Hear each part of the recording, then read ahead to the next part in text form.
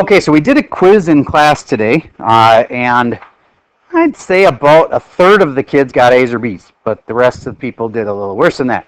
And here are the main elements that I want to kind of review with you that'll help you for the test that you're going to have to take. One of them is finding inverses. All right, if I had 5 to the x equals 8, and I wanted to find an inverse of that, it really wouldn't make much sense because it doesn't have a y and an x. Do you get, if you want to have an inverse, you want to reverse y and x? Okay, so this one wouldn't be the kind of thing you'd write an inverse. This would be the kind of thing you could just rewrite as a log. Would you please just take a second and rewrite that? We are in logs. This should be the fundamental thing you can do, is rewrite things into logs. Did you change that to log base 5 of 8 equals x? Raise your hand if you had that one right. Okay, awesome. 12-minute warning, so this will be brief. All right. So, if we had this, though, could you rewrite that? No, not rewrite. Could you make an inverse out of that? Good. You can't just switch x and y around because then it's just a little too easy. Then how on earth are you going to get the y alone? Probably do a rewrite. I'm going to rewrite this as a log, and hopefully that y will become alone. Log base what? Of what is equal to? Awesome, and I got it solved. There. Now that is the inverse of this. What if I wanted to find out this guy's domain and range? You actually look at the parent, the one it came from, that guy's domain and range. Would you take just a second to make a sketch of what an exponential looks like?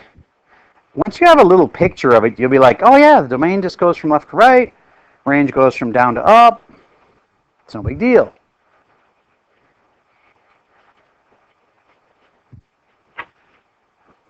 All right, if you didn't know it already, you should know what the parent exponential looks like. They're kind of like that. And this is an asymptote running across the bottom. Then I would say the domain of it, it seems to be going forever in both directions. So it's negative infinity to positive infinity. And its range was from 0, doesn't touch 0, to infinity. Then do you get, when I created its inverse down here, that its domain and range are just a reverse of the original? And I've tried to explain this, but you need to trust me. Don't just draw a picture of the resulting function here and trust that its domain and range are always going to be right. You need to look at the original it came from, take its domain and range, and reverse them. So now my final answer would be that the domain here would come from the range here. And the range would come from the domain up here. Okay, so that's a quick reminder of one thing you'll need for tonight's homework. Another thing, patterns. You got to be able to see things like this and go, oh, bases are the same. What's the answer to that? 2x. And what if all of that was 25 to the power of that? Oh, it's so complicated. Well, then just take one step at a time. What did all of that equal to? So it's really 25 to the 2x. 25 to the 2 to the x. All right? And let's say that we wanted to take and make that equal to y and ask you to write the inverse of that. Ooh, then you'd have to reverse x and y, and you'd have to simplify this down to just 25 to the 2 to the x equals y. Switch x and y. That's y now. That's x. And then how do I rewrite that? Well, is it a log right now? No, so then I could make it a log. All right, enough about that. I'm just trying to remind you that there's a lot of patterns that you're supposed to know. Here's another one. Log base 3 of 1. Ooh, I won the argument. What's that equal to? 0. Here's another pattern. If I make the bases the same, then the answer's already there. What's the answer on this one? 1. What if I make these the same? Log base 3 of 27. Well, that's not the same, Mr. Server, but you can make it the same. What's that 27 the same as? 3 to the third, and then I've got another property in effect. Log base 3 of 3 to the third. These are the same. Answer would be 3. All right, so along with the answers I talked you through on the quiz earlier, I am now going to put up your new homework, which I would encourage you to open up the same document you opened at the beginning of the hour. I called it Chapter 8 quiz. And I'm going to have you write in, right next to the old problems, write in the new problems. I do not have a worksheet pre-made up. I thought people would do better than this, but people really struggled last hour, and I know you knew you were going to struggle too. So I made up a worksheet, which is basically the same exact directions as the quiz you just took, except I've written out new problems. So you need to write in the new problems. For your first question here, number 1, where you did last time you did this, now I'd like you to do this. It's very similar. Log base 3 of x, quantity squared, is equal to 2 log base 3 of x plus 3. I'm going to make this a little easier to read. That part there, I'm going to blow it up down here, equals 2 log base 3 of x plus 3. And just like last time, you should set it equal to 0, and if you can factor it, you should.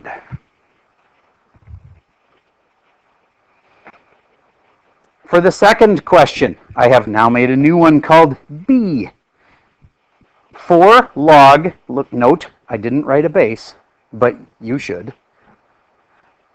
of 16 is then subtract 5 log, doesn't have a base, but you should know what the base is, of x.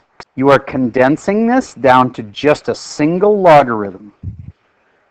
Now, a lot of kids ask, do I actually have to take 16 to the 4th power and get a decimal for that? No. You can leave 16 to the 4th in your answer. If you haven't figured it out yet, there will be a 16 to the 4th in your answer. And I don't need you to use a calculator and get some huge number. All right, the third one I'd like you to try is just like problem 3. I'm calling it C. And this time, instead of taking a log and asking you to find its inverse, I'd like you to take this exponential and I'd like you to solve for its inverse and also do its domain and range. So how do you do inverses again? Switch to x and y and then solve for? It'll already be solved for x. Switch x and y and solve for y. And then you will probably need to do a rewrite. Just like whenever you're trying to solve, if you get stuck in this whole unit, the best tip was do a rewrite. And last but not least is D as in donkey. It's problem 4 redone. And this time, note it's a solve question, which means at the end you're going to solve it and say, oh, x equals 1/8. I will raise that because I'm seeing a lot of people craning their head trying to see the question. I can't actually raise it any higher than that. So, I'll read it to you. 10 to the power of log, which doesn't say a base, of log base 3, that is a base 3 right there. A little 3 is in the base. Of 1/9, ooh, that's a key moment. Do you get that 1/9 needs to be rewritten with a base of 3? So hopefully you'll remember how to change 1/9 into a 3 to the something. This will all simplify down, and at the end you'll be able to solve for x. Yes, sir? It can be, but it is the argument if that's what you're asking. The 1/9 that I circled there.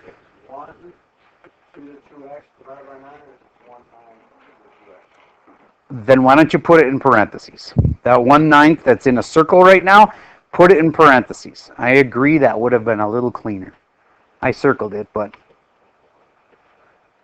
the 1/9 is to the 2x.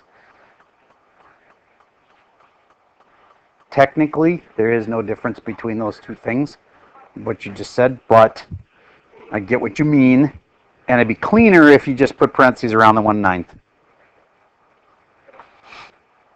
Okay. These are always intimidating, just like it was when you first looked at this. There's so many little things you can do. You just look for one thing at a time. Like when you did this one, you just had to move this 4 up as an exponent here, right?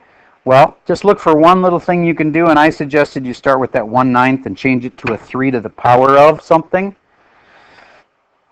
And then if you ever get stuck in the middle of something, try rewriting it.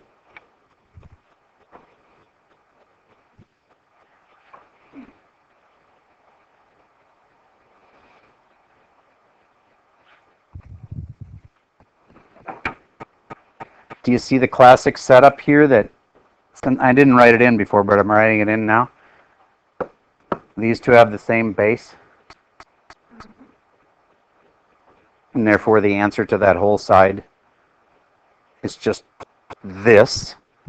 I don't want to do the whole problem. I'm very tempted to, but I'm just going to stop after saying it's not as bad as you might think. It simplifies down a lot. And at the end, though, solve it for x.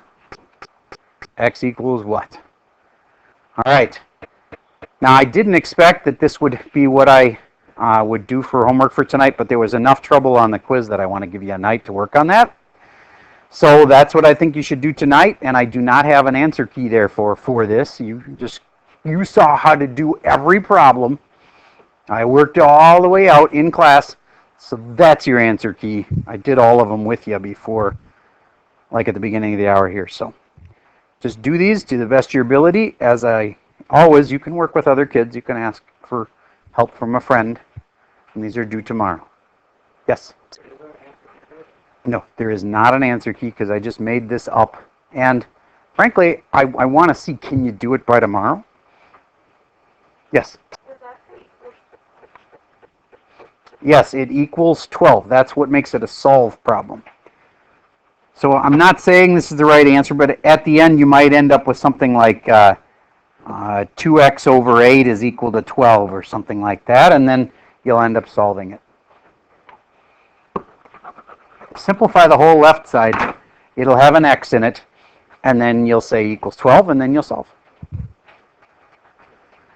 Just know that these are important problems. That's why we're taking a night to make sure you're really good at it.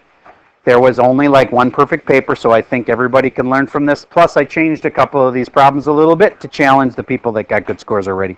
So take the time, because the test is coming soon. It's Thursday. A couple more days. All right, that's all I got for you for today.